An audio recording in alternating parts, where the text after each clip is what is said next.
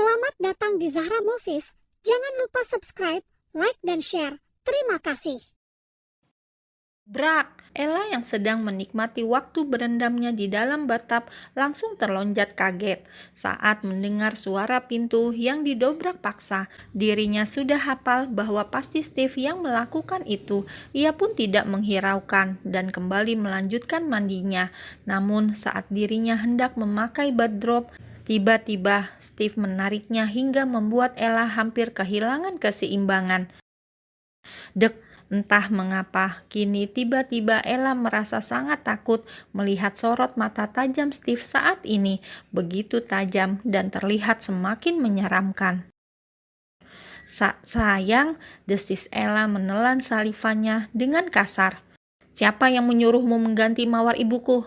tanya Steve pelan namun begitu dingin dan tajam. Kenapa? Ucap Ella malah balik bertanya.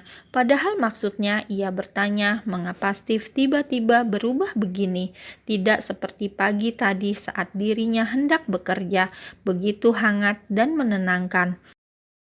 Sangat berbeda dengan saat ini, begitu dingin dan menyeramkan. Apakah hanya karena mawar, padahal dirinya sudah meminta izin langsung pada Nyonya Melanie? Lalu mengapa Steve terlihat semarah ini? Batin Ella. "Jawab aku, Daniela," bentak Steve mendorong tubuh Ella hingga membuat gadis itu terjerembab ke lantai. Sikunya sedikit berdarah akibat terbentur bathtub, namun Ella tidak menunjukkan ekspresi kesakitan sama sekali.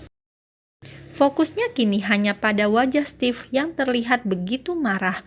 Mengapa? Batin Ella selalu bertanya-tanya. Sementara Steve yang memang sedang dikuasai amarah, jiwa iblisnya muncul kembali. Ia yang melihat Ella masih biasa saja walau sikunya berdarah membuat amarahnya semakin membuncah. Dengan cepat ia langsung menjambak rambut Ella dan mendongakkannya agar menatap wajahnya. Hingga kini wajah keduanya saling menatap begitu dekat. "Sudah kukatakan berkali-kali bukan? Jangan pernah mencoba merubah apapun. Dan sudah kukatakan tadi pagi agar kau istirahat di kamar, bukan malah mengganti dan mendekor pondok sesuka hatimu," ucap Steve dengan mata menyorot tajam pada Ella. Ella sama sekali tidak berekspresi, matanya masih fokus tak berkedip menatap lekat mata Steve, hingga akhirnya setetes air mata lolos begitu saja melintasi pipi mulusnya. Dek! Steve yang melihat air mata Ella seketika tersadar dan langsung menjauhkan dirinya dari Ella. Kini tubuh Ella polos, tak tertutupi benang sehelai pun. Tubuhnya luruh dan terjatuh ke lantai. Steve yang melihat tubuh Ella lemas dan tak berdaya pun segera mengangkatnya dan membawanya ke tempat tidur. Wajah marahnya kini langsung berubah menjadi panik saat melihat air mata Ella.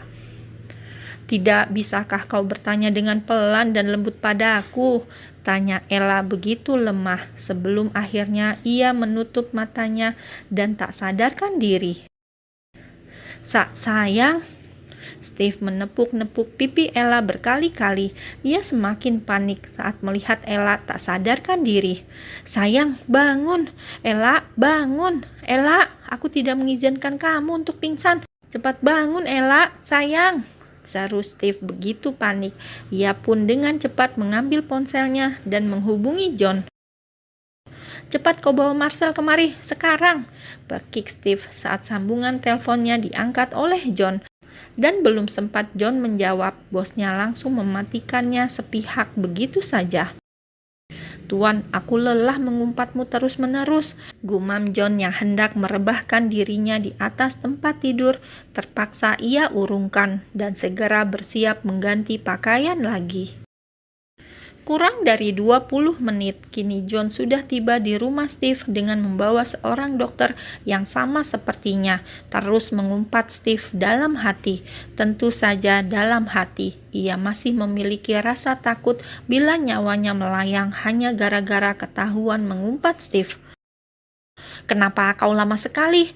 Satu kata pembuka yang diucapkan Steve saat John dan Dr. Marcel membuka pintu kamar. Kau apakan dia sampai begini? Satu kata juga yang langsung Dr. Marcel ungkapkan saat melihat wajah Ella yang begitu pucat. Mana aku tahu, cepatlah kau periksa dia, kata Steve tanpa mau menyingkir dari sisi Ella. Kau menyingkirlah biar aku bisa memeriksanya, ucap Dr. Marcel menghela nafasnya berat. Tidak, sekarang cepat periksa dia, jangan banyak bicara, katanya datar.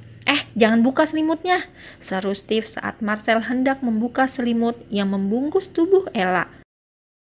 Lalu bagaimana aku memeriksanya? Bila aku tidak membuka selimutnya, aku harus mengecek denyut nadi dan jantungnya.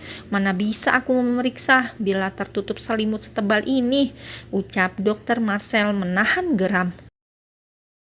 Ya, lihat saja dari wajahnya, kata Steve asal sambil mengalihkan pandangannya ke arah lain. Ya, kau pikir aku itu dukun atau paranormal yang bisa memeriksa pasien hanya dengan melihat wajahnya? Sungguh Dr. Marcel yang sudah tak bisa menahan kesalnya lagi. Tampak Marcel begitu geram dan frustasi dengan laki-laki yang ada di depannya ini, sahabat sekaligus sepupunya yang begitu laknat dan tak pernah memikirkan siapapun. Bila ada kesempatan, dirinya sangat ingin membasmi laki-laki tersebut agar tak selalu menyusahkannya. Cepat periksa, apa kau tak melihat wajahnya yang sudah pucat, hah? Bentak Steve saat melihat bibir Ella semakin membiru. Marcel pun langsung menjerit frustasi. Kini dirinya tidak takut sama sekali pada Steve. Ia sudah benar-benar frustasi dibuatnya. Lo pegang ini dan letakkan di dadanya, ujar Dr. Marcel mengulurkan ujung stetoskopnya pada Steve. Dan Steve yang mengerti pun langsung menuruti perintah Marcel. Ke kanan sedikit, ke atas ya. Geser sedikit ke kiri. Ya, di situ, kata dokter mencoba fokus mendengarkan detak jantung Ella. Sekarang keluarkan tangan dia. Boleh aku menyentuhnya, karena ini tidak pakai alat seperti itu dan indera perasa tak bisa ditransfer. Cibir Dr. Marcel membuat Steve langsung mendengus. Sementara John yang berada di ambang pintu berusaha menahan tawanya melihat kekonyolan bosnya. John, aku tak memberimu izin untuk tertawa, kata Steve datar tanpa menatap sang empunya, membuat John sedikit tersentak, lalu ia segera menetralkan dirinya agar tak tertawa. Dia kelaparan dan kelelahan. Berapa kali kau habis menggempurnya semalam? Dan apakah kau sudah jatuh miskin hingga tak sanggup memberinya makan? Kalau begitu, biar aku yang mengurusnya. Bagaimana? Tawar Dr. Marcel, membuat Steve langsung membulatkan matanya dengan sempurna. Langkahi dulu mayatku, baru kau bisa membawanya. Karena kau sudah berhasil mengalahkanku, maka berarti kau bisa menjaganya melebihi aku, kata Steve dengan wajah datarnya. Daripada anak orang kau siksa dan tak kau kasih makan. Steve, lihatlah betapa polosnya gadis ini. Mengapa kau masih tega menyiksanya? Bahkan kau tak sampai memberinya makan. Dr. Marcel menghela nafasnya berat, sementara Steve tampak acuh dan sedang berpikir mengapa Ella bisa kelaparan. Pintu keluar masih berada di tempatnya. John, antar makhluk ini kembali ke asalnya, ujar Steve datar tanpa menatap kedua manusia yang tak ia inginkan itu. Terima kasih, makhluk ini sangat terharu, ucap Marcel menyindir. Lalu ia mengambil kasar tasnya dan segera berlalu meninggalkan kamar Steve dengan mulut yang terus mengeluarkan umpatan kasar. Brak! Steve membuka paksa kamar Jasmine saat malam hari. Ella masih berada di kamarnya dan belum sadarkan diri. Tadi ia sudah menyuruh John agar memeriksa kejadian di rumah. Dan betapa terkejutnya ia saat melihat Jasmine lah di balik semuanya. Ia memang tahu bahwa adiknya tidak menyukai Ella. Dan tidak hanya sekali ia melihat Jasmine berbicara ketus pada Ella. Namun Steve masih diam dan berpura-pura tidak mengetahuinya. Hingga saat dirinya melihat beberapa video di mana Jasmine berani melukai Ella, amarahnya langsung naik dan ia segera menghampiri adiknya untuk meminta penjelasan dan pengakuan. "Kakak," seru Jasmine terkejut saat pintunya didobrak oleh kakaknya. Jelaskan, kata Steve datar. Jelasin apa sih, Kak? Tanya Jasmine belum mengerti. Jasmine, bentak Steve marah dan langsung membuat Jasmine tersentak. Kini dirinya baru mengerti arti kedatangan Steve ke kamarnya dengan ekspresi marah saat dirinya melihat keberadaan John di ambang pintu kamarnya. Gadis kampung itu, tebak Jasmine tanpa rasa bersalah sedikit pun. Jasmine, jangan menguji kesabaranku, ucap Steve mengingatkan. Kenapa sih kakak berubah sama Jasmine? Kakak gak sayang lagi sama Jasmine. Kakak lebih mentingin dia daripada Jasmine, teriak Jasmine pada akhirnya. Dan kini air matanya mulai lolos dari bendungan matanya. Jasmine cemburu, Jasmine iri karena kakak selalu mementingkan dia. Jasmine tidak suka sama dia, Kak. Dia cuma gadis kampung yang miskin, yang hanya menginginkan harta kakak. Kakak terlalu mendewakan dia, semua selalu tentangnya. Bahkan kakak tidak pernah lagi mau melihat ke arah Jasmine. Kakak gak peduli lagi sama Jasmine. Isak tangis Jasmine pecah. Semua rasa yang ia pendam selama ini akhirnya kini berani ia ungkapkan pada sang kakak. Kamu bukan anak kecil lagi, dan harusnya kamu sudah bisa membedakan itu, kata Steve masih datar. Namun tangannya sudah terkepal kuat dan siap menonjok siapapun atau apapun. Justru karena aku bukan anak kecil, asal kakak tahu, dia hanya pura-pura lugu di depan kakak. Dia cuma pura-pura polos, pada kenyataannya dia tak sebaik yang kakak lihat. Itu bukan urusanmu, jawab Steve. Jasmine adik kakak, sementara dia bukan siapa-siapa kakak. Tinggalkan rumah ini. Mulai besok pagi, aku tidak mau lagi melihat kamu di sini.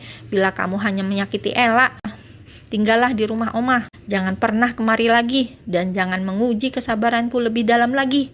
Setelah mengatakan itu, Steve pun memilih pergi meninggalkan Jasmine yang masih menangis terisak di lantai dengan bertumpu tempat tidurnya. Bahkan kakak mengusirku gara-gara cewek sialan itu. Jasmine meremas spraynya untuk meluapkan amarah. Ia tidak menyangka bahwa dirinya akan berakhir seperti ini. Andai Kak Mawar masih ada, ucapnya lirih. Lalu ia segera beranjak dan meninggalkan rumah sebelum pagi. Saat dirinya menuruni tangga, tanpa sengaja ayahnya melihatnya menangis seperti itu. Merasa tak tega, akhirnya Jasmine pergi dengan ayahnya menuju rumah orang tua Melanie. Rumah yang lumayan jauh dari rumah milik Steve. Rumah itu sudah lama tak ditempati. Tepatnya saat setelah Oma Steve meninggal dunia, dan bukan tanpa alasan juga Steve menyuruh Jasmine meninggalkan rumah. Ia tidak ingin lepas kontrol dan membunuh gadis yang sudah ia anggap sebagai adik tersebut. Maaf, karena pada akhirnya aku tidak bisa selalu menjaga bunga itu, gumam Steve begitu lirih. Kini dirinya menatap hampa pada tanaman yang rusak dan beberapa layu.